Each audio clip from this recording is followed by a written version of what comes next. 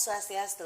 Halo pemirsa Bali TV dimanapun Anda berada, berjumpa kembali bersama saya Anggi menemani Anda tentunya dalam acara Mahadewi, Pesona Perempuan Indonesia. Dan kali ini Mahadewi akan berbincang-bincang bersama salah satu wanita multitalenta. Nah, siapakah orangnya yang pasti sudah tidak asing lagi ya? Ada Mbak Sri Sumahardani. Om Swastiastu, Mbak Sri. Om Swastiastu. Inilah dia awet muda Anggi. dari dulu ya. Dari tahun 2006 sampai detik ini awet muda sekali. 2004. Ya kan Semanggi 2006. Oh iya 2006 ya, betul.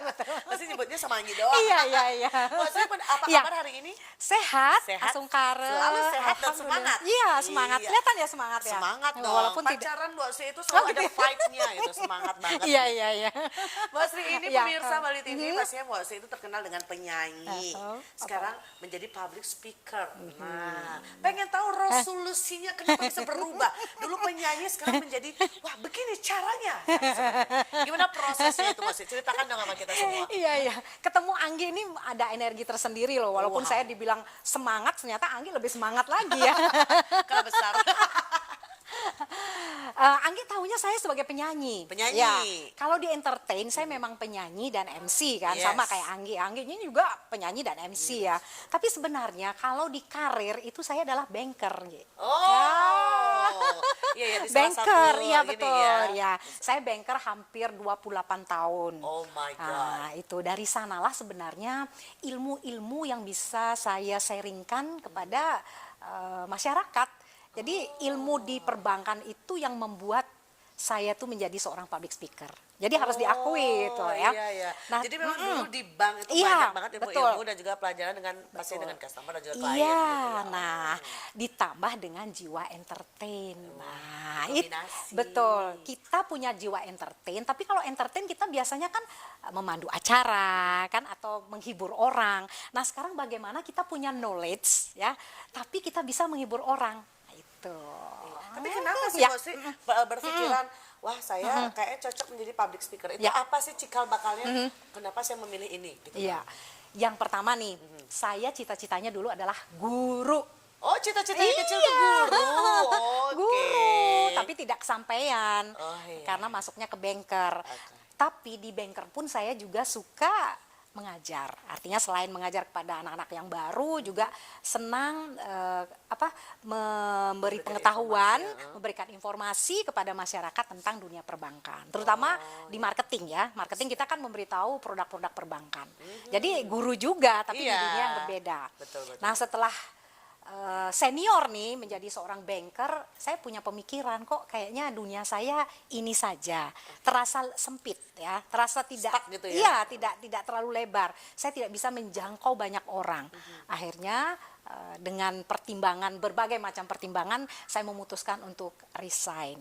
Di saat itu menduanya sudah 2 tahun, jadi 2 tahun itu sudah merintis menjadi seorang public speaker, tapi saya masih bekerja juga di perbankan. Oke, udah jalanin akhirnya Ya. menetapkan selama 28 tahun ya. Mas, hampir ya? 28 tahun. 28 tahun mengepakkan sayapnya Iya. sendiri. Ada nggak sih rasa takut itu di awal? Kalau orang yang sudah biasa gaji tetap nih, Aha. gajian tetap itu pasti takut. Pasti takut. Untuk mandiri menjadi seorang entrepreneur ya, gimana kita bisa mengelola usaha sendiri itu pasti ada rasa takut.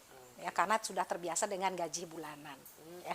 Namun saya tetap yakin, nah karena niat dulu.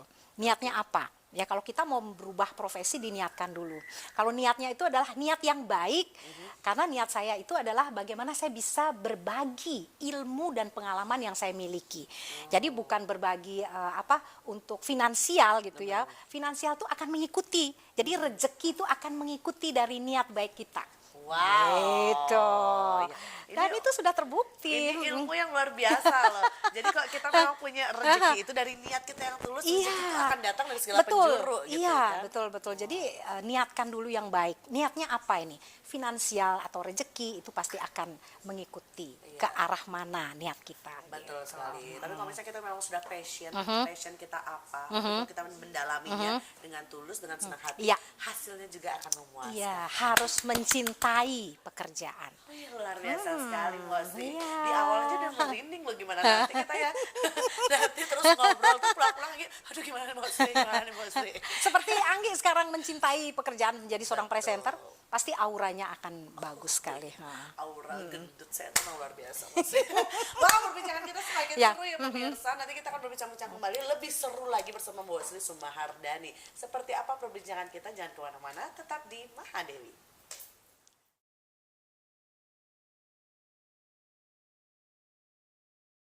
Ya, kami masih dalam acara Mahadewi bersama Mbak Sri Sumahardani ya. Masih kita seputaran public speaker dulu di Oke, Anggi. Suka dukanya apa sih selama public speaker ini yang Mbak Sri udah jalani? Ada nggak sih yang membuat misalnya waktu acara itu tiba-tiba stuck? Wah, blank gitu. Kita harus seperti apa gitu kan? Suka dukanya gimana sih Mbak Sri? Iya, setiap pekerjaan atau setiap apa yang kita jalani itu tidak mungkin selalu mulus, kan gitu ya Anggi ya.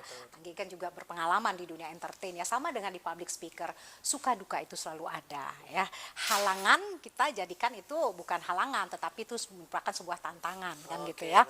Banyak contohnya nih, ketika kita punya manusia itu kan tidak sehat terus ya, kadang-kadang sakit dan sebagainya, tapi kita sudah tekan kontrak nih untuk melakukan seminar atau menjadi pembicara di sebuah instansi. Itu harus benar-benar kita menyehatkan diri kita di saat kita sudah kontrak kerja. Itu luar biasa. Dan itu sudah pernah terjadi. Saya bagaimana ketika, kalau tadi kan Anggi bilang blank gitu ya. Kalau blank tuh mungkin jarang ya, bahkan jarang terjadi blank karena benar-benar konsentrasi. Yang terjadi itu adalah sakit. Umpamanya sakit perut ya. Umpamanya pas kita Ngobrol, sakit perut. bicara ini memotivasi orang atau memberikan knowledge, terus sakit perut, mules. Itu gimana tuh? Permisi, nanti kita lanjutkan. Nah itu tantangannya. Jadi ya saya banyak berdoa aja. Banyak berdoa agar sakitnya itu cepat berlalu gitu ya. Itu karena sakit perut itu kadang-kadang kita tidak punya planning. Saya nanti sakit perut gitu kan nggak ada. Tiba-tiba datang. Makanya kadang-kadang ada ritual. Ritualnya yaitu kalau saya sih tidak makan sebelum selesai acara. Jadi makan itu belakangan. Nah, mungkin minum air atau madu atau apa gitu sebelum selesai dari pekerjaan itu gitu, karena perut ini sangat bermasalah. Itu yang pertama. Terus yang kedua moody ya. Setiap orang sampai banyak bertanya kepada saya, kok Bu Sri itu ceria terus, ya, selalu bisa happy terus gitu kayaknya kan? kok moodnya kok bagus. Nah ini sebenarnya yang perlu diketahui ya, cara bagaimana kita jadi orang tuh biar nggak moody. Nah mood itu kan bisa ditimbulkan dari lingkungan kita sekitar ya. Umpamanya nih sekitar kita ada permasalahan nih dengan suami, dengan anak gitu ya. Itu tidak bisa kita bawa di sana. Nggak bisa, moody itu harus tetap semangat, harus tetap kita fokus ke iya situ fokus gitu ke situ. Tidak ada istilah, aduh saya nggak mood nih sekarang ngajar, besok aja deh gitu. Aduh mood saya lagi nggak enak nih, nggak bisa. Tidak ada namanya moody di sana. Ya kita harus benar-benar menjaga perasaan kita. Nah di sana tantangannya begini Anggi, ketika nih ada permasalahan, saya pernah ini, laptop tidak berfungsi, lupa kemudian untuk mengcopy, gimana itu? Itu kan mood pasti ya, moodnya itu, aduh gimana? Nah itu kita harus tetap menjaga, kita yakinkan tim kita akan membuat yang terbaik untuk kita. Jangan ikut campur, itu urusannya dia gitu. Tapi kita udah noleh nih, kok kayaknya rada-rada apa nih di slide nih kok nggak ada gitu ya. Ternyata ada permasalahan. Nah di sanalah bentuk kepercayaan kita kepada tim, mereka akan memberikan yang terbaik untuk kita. Jadi kita kerja sama tim yang bagus. Nah jadi untuk moody itu, rasa moody. Jangan sampai sebelum kita menjadi pembicara, itu banyak sekali hal-hal yang membuat diri kita hilang mood. Jangan sampai. Umpamanya nih, satu pertengkaran gitu, jangan sampai kita bertengkar, berselisih paham di jalan, coba di jalan kayak macet gitu ya. Kita mudi, kita hilang, aduh macet nih, ini mana, makanya harus prepare-nya harus jauh-jauh sebelumnya. Berapa jam sebelumnya? Mudi, iya, mudi itu benar-benar harus dijaga, seperti itu. Keren banget loh, ini benar-benar luar biasa pengajarannya. Ini dapat pelajaran gratis nih hari ini sama Mbak Sri Sumahardani ya. Dan serunya lagi nih Mbak Sri Sumahardani itu ada tips-tips khusus selama seminar itu dilaksanakan ya public speaker. Karena beberapa Anggi sering lihat Mbak Sri itu isi nyanyi-nyanyi gitu. Itu teknik khusus atau memang punya trik-trik sendiri ya? Mbak Sri itu kayak bisa mensulap semuanya. Oh ini mereka lagi ngantuk, mari kita berikan dia refreshing gitu-gitu. Itu emang tekniknya Mbak Sri ya, ada teknik-teknik sendiri ya. Menjadi public speaker itu ala Mbak Sri Sumahardani. Gimana sih, dikasih dong tipsnya sedikit. Tips menjadi public speaker ala Sri Sumahardani. Sebenarnya kalau Anggi suka ngikutin Instagram saya ya, itu kan ada tagline itu. Salam Senyum Sang Penyihir. Nah, ya, inilah sang penyihirnya. Nah, di sana sebenarnya nih Anggi ya, saya sebagai public speaker itu berusaha seolah-olah menyihir peserta agar mereka benar-benar tersihir dengan fokus dengan apa yang saya sampaikan. Nah, triknya banyak pasti itu ya. Gimana caranya biar mereka selalu fokus dengan kita? Yang pertama nih, lagi-lagi nih niat. Ketika kita datang untuk menjadi seorang pembicara, niatkan kita jangan menggurui mereka, tetapi sharing pengalaman. Nah, dengan sharing kita akan jauh lebih merasa bahwa antara pengajar, pembicara dengan peserta itu dekat gitu. Satu frekuensi, satu frekuensi. Kalau guru dengan murid beda dong, pokoknya di kampus atau di sekolah. Tapi kalau kita menjadi public speaker, kita harus sama dengan mereka. Nah, ya, itu yang pertama. Kemudian menjadi seorang public speaker, yang pertama tuh harus bisa kita menyenangkan hati mereka. Sama seperti entertain. Itu yang salahnya banyak orang. Kenapa tidak repeater ketika dia dipanggil sebagai public speaker kok nggak berulang lagi? Nah, gara-garanya adalah mereka tidak bisa membawakan materi itu seperti yang gini ya. Iya, hanya betul. biasa oke kita bawain materi aja. Aha, tidak bisa gitu. menyatu, tidak bisa mereka itu membuat materi itu menyenangkan. Betul. Nah, ya. Nah, salah satu menyenangkan ini adalah jangan membuat hal yang sulit menjadi lebih sulit atau yang mudah menjadi lebih sulit. Nah, public speaker, pengajar itu harus membuat hal yang sulit menjadi mudah diterima oleh para audiens. Itu yang sulit sebenarnya.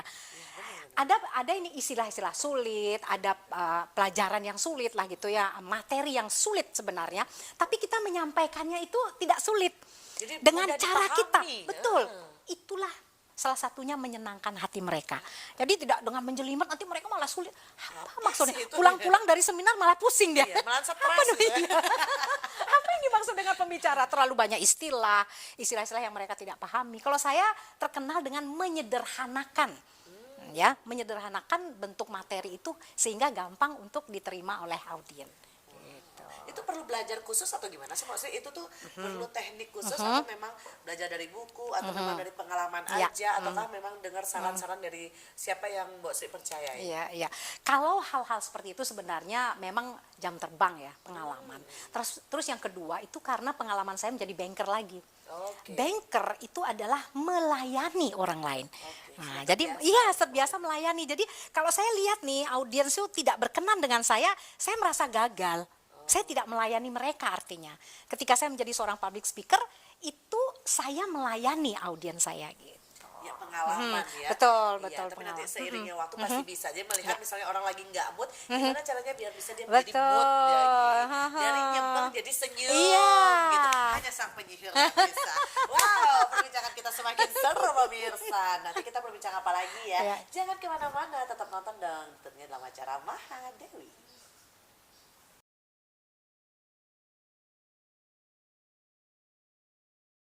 Ya, masih berbincang dengan sang penyihir di Mahadewi bersama Mbak Sri Sumahardani. Gimana masih semangat untuk menyihir Anggi di sini? Semangat ya. Dan menyihir semua pemirsa Bali TV yang nonton ya. Semua udah gini. Gitu. Mbak Sri, lanjutkan yang tadi ini ya. Teknik yang benar-benar yang harus dilakukan public speaker itu apa? Berbicara tentang teknik sebenarnya selain kita harus tetap update ilmu, banyak membaca, banyak mendengar ya, ada satu teknik ini yang harus dimiliki oleh seorang public speaker yang paling penting. Itu adalah teknik mirror effect. Jadi teknik mirror effect itu adalah bagaimana orang itu akan cenderung berperilaku dengan apa yang kita lakukan. Nah, jadi kita sebagai seorang public speaker kalau banyak senyum itu kecenderungan orang di sekitar kita pasti senyum. Kalau kita public speaker itu semangat, kecenderungan untuk yang ada audiens di hadapan kita juga semangat. Teknik inilah yang harus kita pahami. Bayangkan nih Anggi nih, ikut seminar, baru datang nih pembicaranya. Selamat pagi, saudara-saudara semuanya. Kita akan begitu juga kan. Nah, tapi kalau baru datang, hai selamat pagi, apa semuanya lah, semua wow lah. Iya. Itu namanya teknik mirror effect. Oke, berarti apa yang kita perbuat bisa langsung melihat Iya. semua. Tapi memang sih kalau misalnya satu ngantuk semua pasti ikut ngantuk Iya, kan. betul, betul, Jadi kalau betul. satu senyum semua ikut Iya. senyum. Wow, senang ya hari ini ya gitu. Dapat pelajaran. Nah sekarang tadi udah tahu kan bagaimana teknik-teknik dan kita juga udah ngobrol banyak tentang public speaker sama Mbak Susi Sumardani ya. Sekarang nih kan biasanya kalau public speaker tuh ya sama lah mirip-mirip dengan psikolog gitu kan.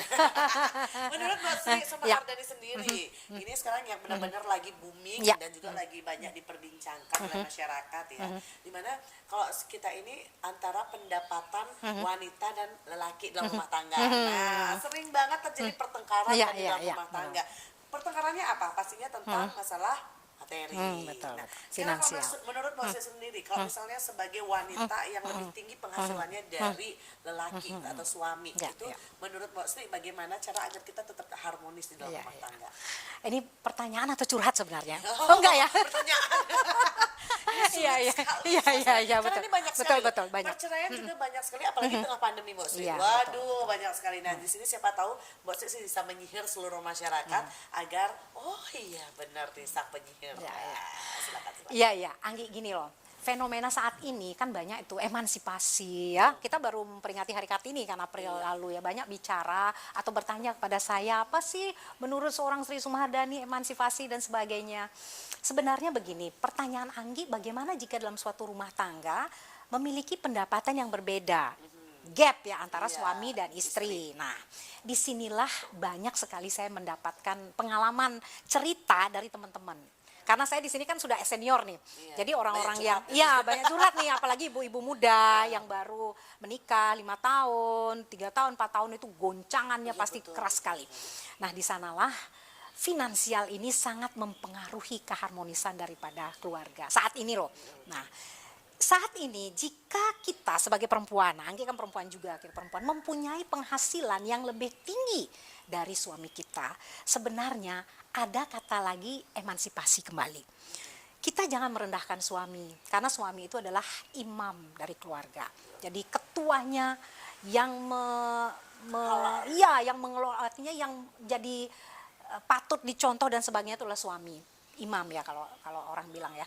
Nah, ketika seorang suami itu menjadi imam, dia juga harus memahami keadaan si istrinya.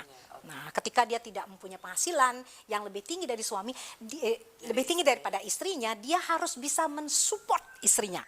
Nah, ya, support itu kembali lagi bukan hanya didapatkan dari finansial, tetapi bisa perhatian. Perhatian bisa dengan pujian, bisa dengan memberi masukan ya kepada istrinya, bisa mengerjakan pekerjaan rumah tangga ya. Kemudian bisa juga dia membuat rumah tangganya nih menjadi sebuah surga bagi keluarganya. Nah, ya. Jadi sebenarnya bagi perempuan nih, nasihat saya bagi perempuan-perempuan sekarang sebenarnya jangan merendahkan suami yang mempunyai penghasilan lebih rendah daripada kita sebagai perempuan ya. Sama sebenarnya. Iya, betul. Cuma berbedanya kalau misalnya memang penghasilan suami lebih tinggi Iya. atau istri lebih Iya. tinggi bisa menggantikan posisi Iya, di rumah, betul. seperti apa ngomong anak-anak, Iya, melayani juga, betul. gitu. Ha-ha. Jadi memang sama aja. Jadi pemirsa mungkin yang Iya. merasa wah begini begini. Sekarang itu loh pemicu paling banyak. Betul. Dari curhatan teman-teman tuh pasti finansial. Padahal kalau menurut saya rumah tangga, kalau yang namanya rejeki itu bukan rejekinya istri, bukan rejekinya suami, tapi ini adalah rejeki bersama. Belum tentu dia mempunyai rejeki setinggi itu ketika dia tidak bersuamikan dengan si X ini. Iya benar. Gitu Kalau ya. suaminya Betul. kaya, misalnya belum tentu dia mau bahagia Iya, seperti itu. betul, Wah, ya. Jadi intinya adalah belajar bersyukur, ya. Bersyukur atas apa yang kita punya. Ya, dan itu jadi antara laki-laki dan perempuan ini jangan hanya memandang masalah finansial, tetapi keharmonisan keluarga itu dilihat dari perhatian ya, bagaimana saling mendukung, saling mensupport, dan antara laki-laki dan perempuan tetap yang menjadi kepala rumah tangganya adalah laki-lakinya. Dia yang bertanggung jawab terhadap keluarganya. Ini itu nggak mau ujung kaki benar-benar ini pulang-pulang bingung. Ya dan sekarang juga fenomena sekarang juga ya sudah bertebaran karena memang lagi ngehits itu public speaker juga Iya, ya, betul, ya. betul. Jadi semuanya kadang-kadang Anggi tuh bingung. Wah ini juga dia udah jadi public speaker, dia udah jadi public speaker. Nah, menurut Mbak Sri sendiri pandangan Sri Sumardani. Public speaker yang menjadi benar-benar public speaker itu seperti apa sih? Kadang kan orang-orang sekarang salah menilai ya. Harus seperti apa gitu menurut Mbak Sri sendiri? Ya, betul. Sebenarnya kalau Anggi sendiri kan sudah di dunia entertain ya. Public speaker itu kan orang yang bisa berbicara sebenarnya kan, seorang berbicara. Fenomena saat ini orang tahu sedikit saja, atau kalau kita baca buku ini baru covernya saja, dia seolah-olah sudah tahu isi bukunya. Oh udah paham nih, udah. Betul. Jadi dia hanya bisa bicara tapi nggak dalam. Itu yang pertama ya, fenomena saat ini. Yang kedua, kadang-kadang ada yang dia tidak expert di bidangnya, dia ambil. Nah ya Aji Mumpung nih, Aji Mumpung dia kan bisa ngomong nih. Materinya apa? Umpamanya leadership, padahal dia tidak pernah menjadi seorang leader. Gimana dia bisa pengalamannya nggak ada. Dia hanya berdasarkan umpamanya lihat buku atau apa sepintas gitu ya. Itu yang akan dibawakan ketika menjadi seorang public speaker, itu akan sangat dangkal. Di sanalah kedangkalan itu akan terjadi. Nah, makanya kalau saya nih sebagai seorang public speaker, jika materi yang diminta oleh klien itu adalah materi yang saya tidak expert, saya akan memberikan public speaker lain mereferensikan yang expert di bidang itu. Gitu. Oke. Jadi memang kalau misalnya memang bukan itu lahan kita, iya, betul. Kita akan berikan yang memang iya, betul. Iya.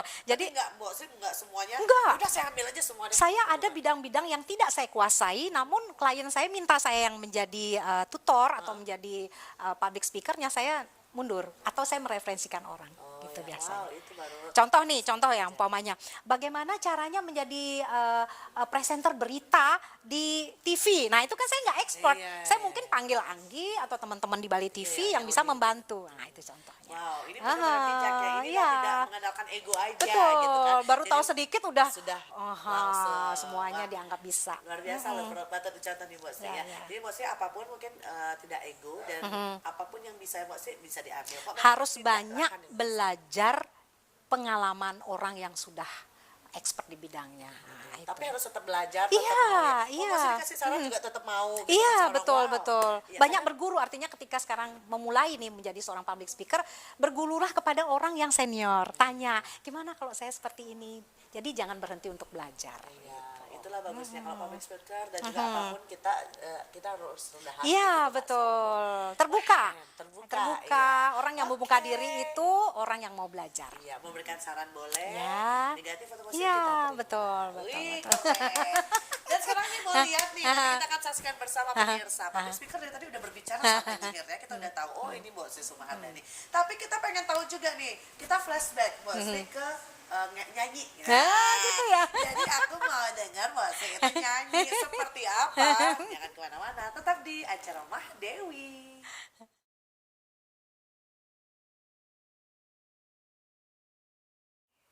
Sirasane ngewangiang napisane ngajegang Bali maurip seni lan budaya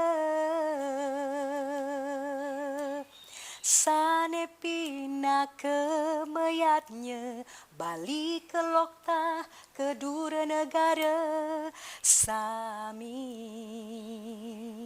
seantukan taksu